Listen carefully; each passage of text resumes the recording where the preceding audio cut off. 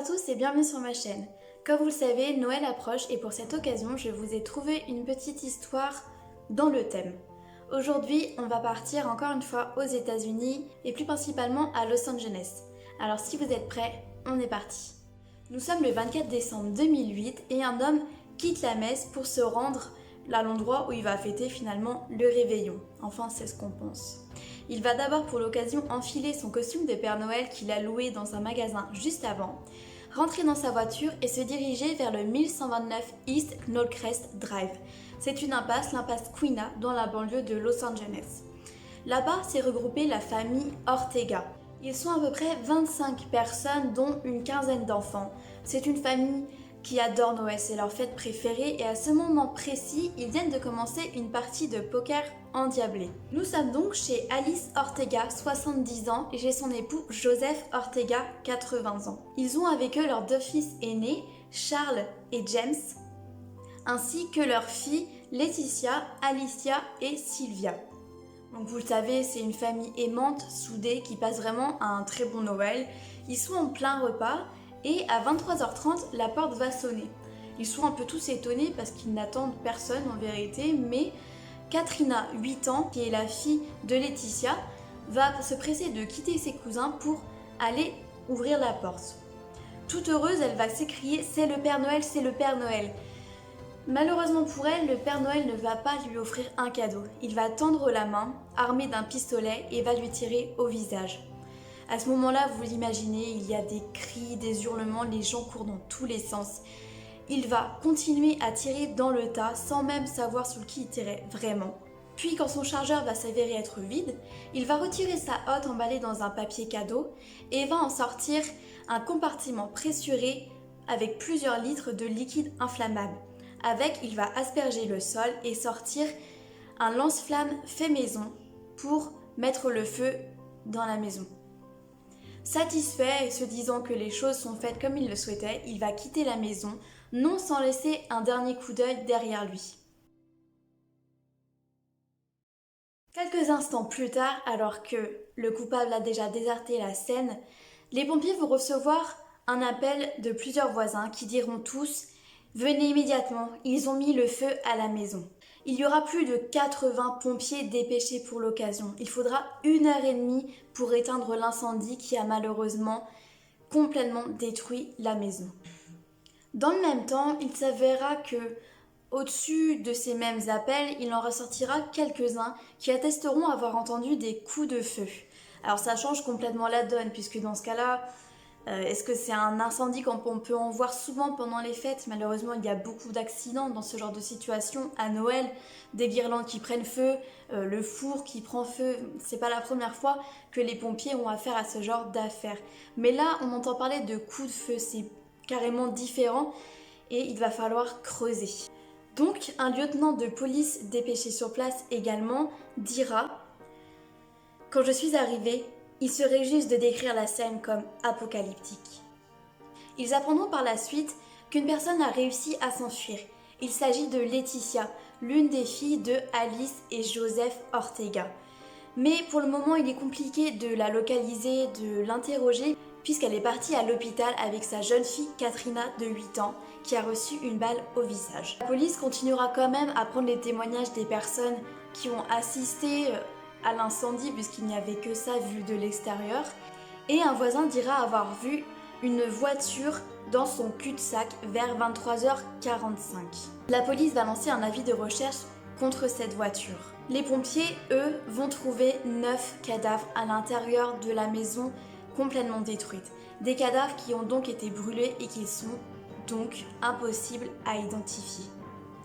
Un peu plus tard, dans la journée, dans la matinée, dans le début de matin, puisqu'il est encore très très tôt, la police de Sylmar va recevoir un appel.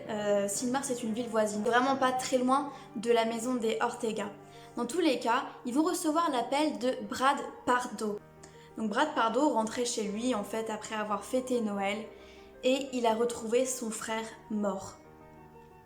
La police de Sylmar va donc se rendre au domicile de Brad pour retrouver Bruce Prado, 45 ans, mort gisant dans une mare de sang.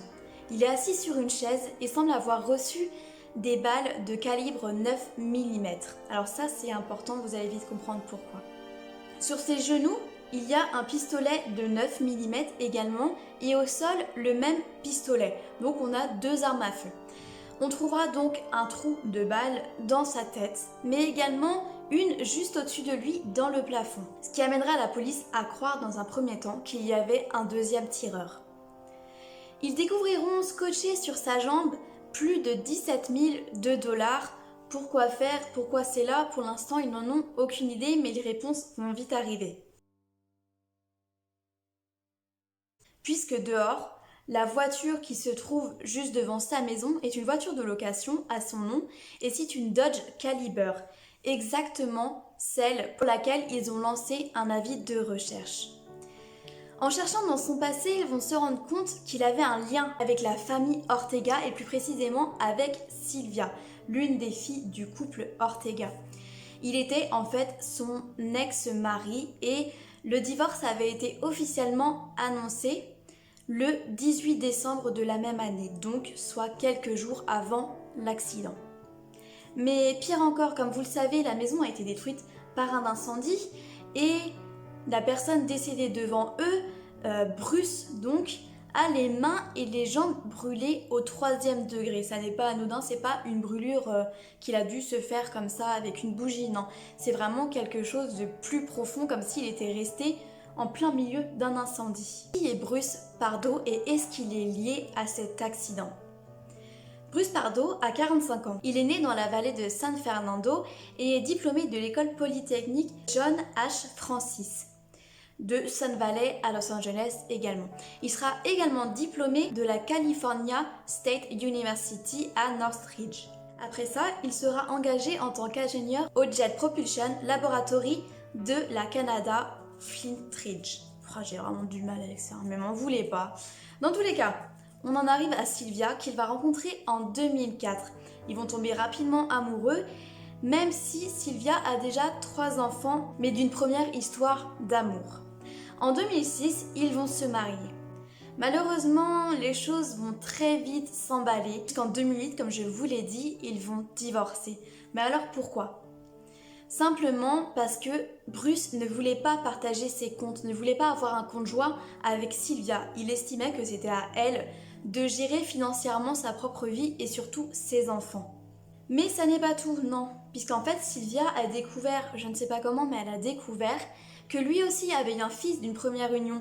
Mais s'il n'en a jamais parlé, c'est pour quelque chose de bien différent. Ce n'est pas parce qu'il ne voulait pas qu'elle soit au courant, qu'elle ait peur, puisqu'elle avait déjà 3 enfants. Non, c'est parce que son fils avait eu un accident de piscine très jeune et ça l'avait rendu handicapé. En fait, simplement, il avait eu des lésions cérébrales.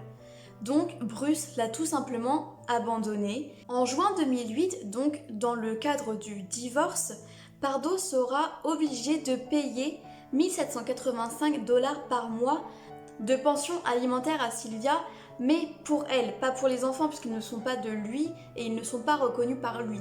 C'est seulement pour elle en tant qu'ex-épouse.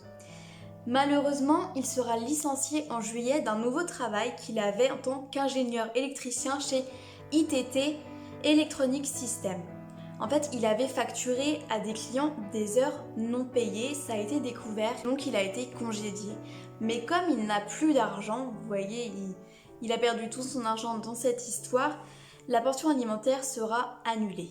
Mais il ne va pas s'en sortir comme ça financièrement parlant puisqu'il devra tout de même 10 000 dollars à Sylvia dans le cadre du règlement du divorce. Lors d'une déclaration de Pardo au tribunal, il dira, ou se plaindra surtout, qu'elle vivait chez ses parents et donc qu'elle ne payait pas de loyer. Elle était nourrie, blanchie, elle était chez ses parents simplement.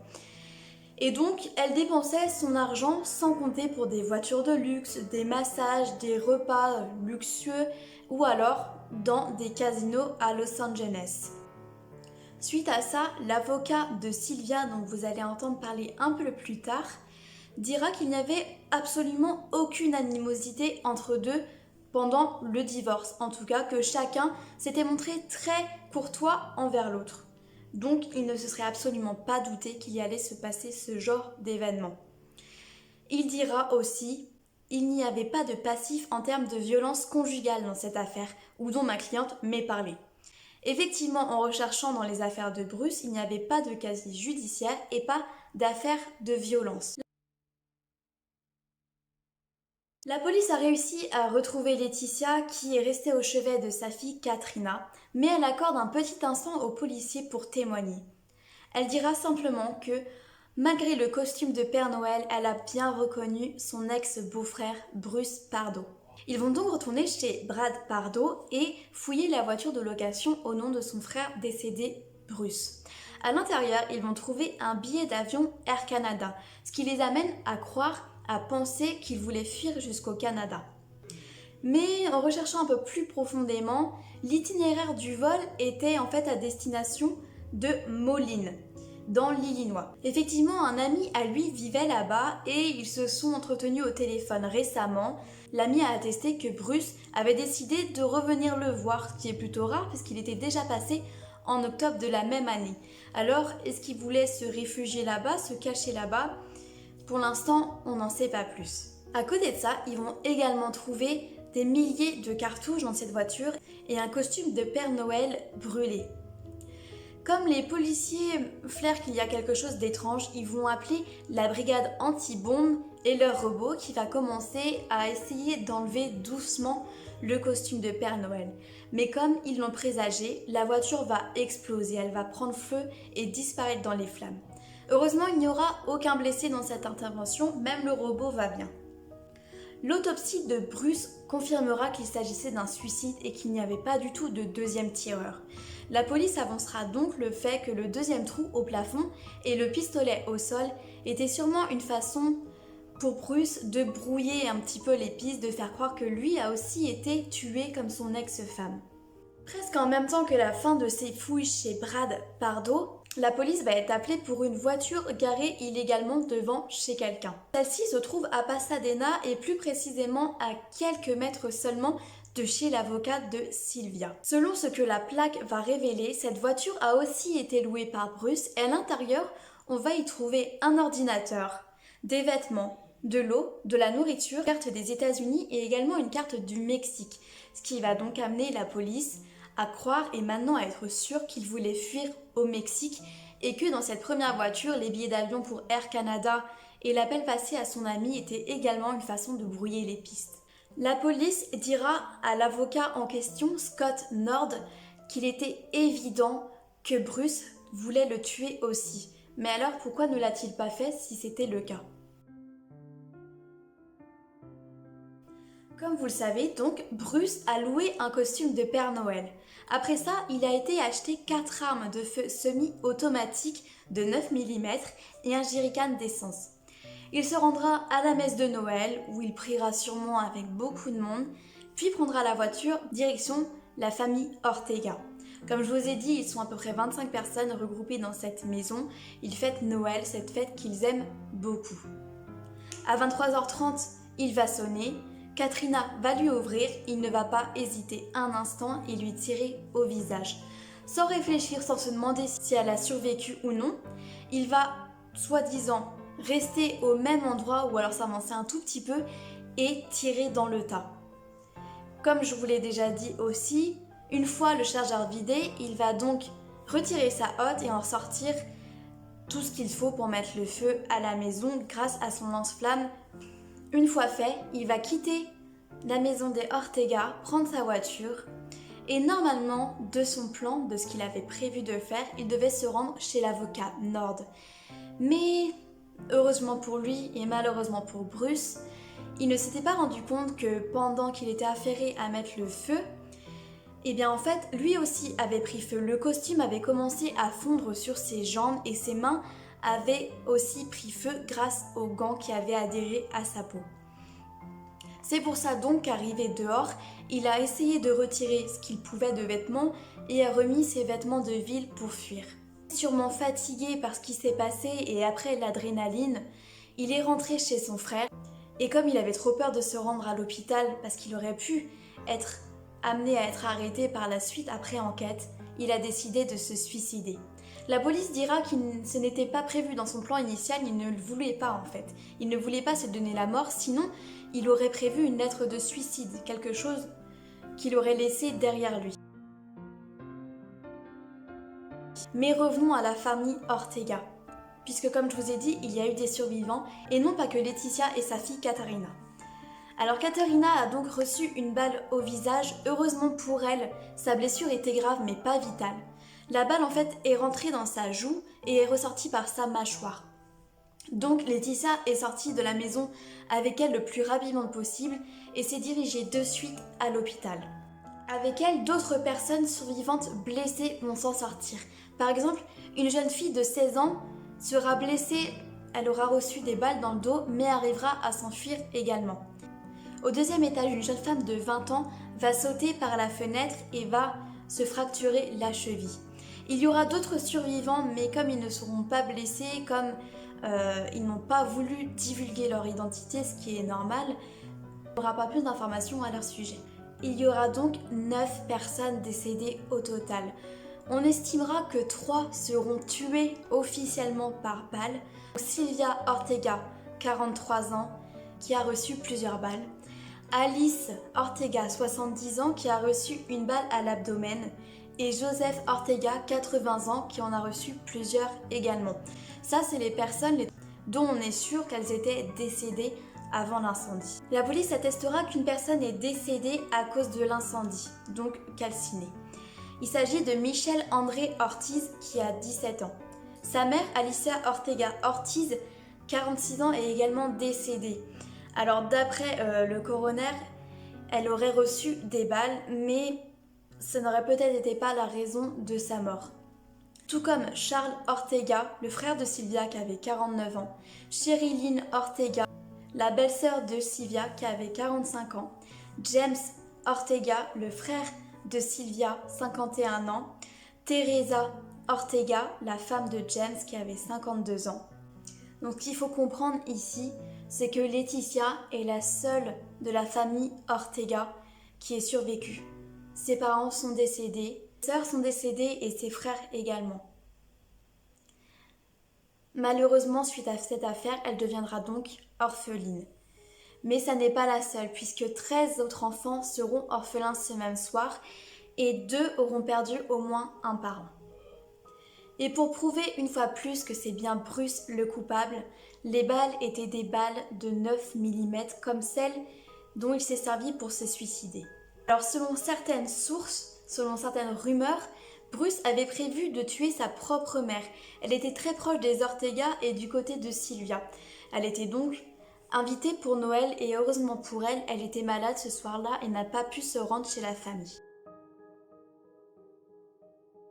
La police va donc se rendre au domicile de Bruce Pardo cette fois. Et chez lui, ils trouveront 5 boîtes vides d'armes automatiques de 9 mm, des fusils de chasse Benelli M2 Tactical, des bidons d'essence, des réservoirs de carburant à indice d'octane élevé et une usine de bombes.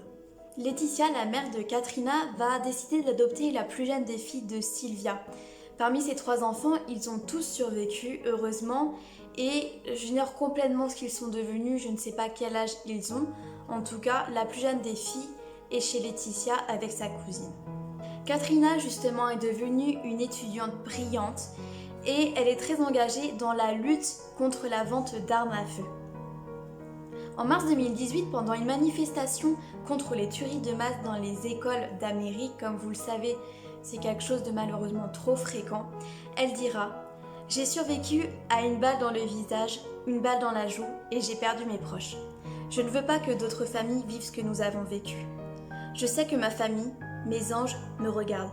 Je me bats pour eux. » En 2016, c'est au tour de Laetitia Ortega d'avoir une conversation publique devant Oprah. Vous devez connaître Oprah qui a une émission en Amérique plutôt très connue.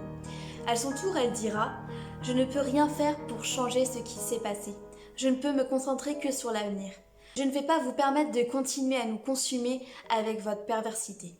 Vous ne voulez pas que cette colère vive en vous au jour le jour et grandisse comme elle l'a fait avec ce monstre. » Un journaliste conclura « Ce divorce a brisé Bruce Pardo. C'est devenu son obsession. Bruce a commencé à trouver des moyens de revenir à Sylvia.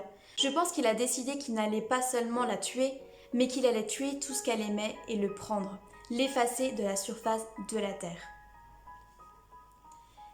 Cette année encore, et bien heureusement pour eux, les Ortega vont fêter Noël ensemble et sont pour toujours une famille soudée et unie. C'est ici que se termine cette bien triste vidéo sur la fête de Noël. Je sais que c'est quelque chose de joyeux pour beaucoup d'entre nous, quelque chose qui réunit la famille, mais je tenais quand même à vous en parler. J'espère que cette vidéo vous a plu. Si c'est le cas, n'hésitez pas à mettre un petit pouce en l'air, à laisser un commentaire ou à partager la vidéo. Vous savez très bien que ça peut aider à faire connaître la chaîne. Ce serait un super cadeau de Noël en fait, vraiment. En tout cas, je vous souhaite à tous de très bonnes fêtes, peu importe la fête que vous fêtez justement. J'espère que vous allez passer tous un très bon moment et que vous serez gâtés. Dans ce cas-là, il faut être sage. Bonne journée et puis à bientôt.